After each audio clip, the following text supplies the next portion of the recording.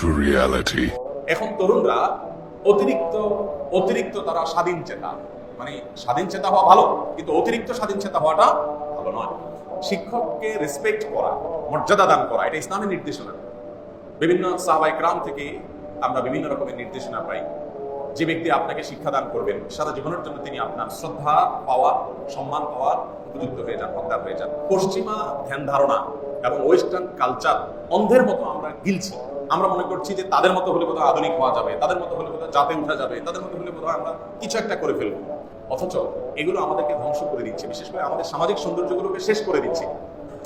এটি একটা অধপতন। শিক্ষককে সম্মান দেওয়ার জন্য শুধুমাত্র নিজেদের চিন্তাধারা এবং মন মানসিকতাকে পরিবর্তন করাই যথেষ্ট, যে আমরা মন মানসিকতাকে পরিবর্তন করি।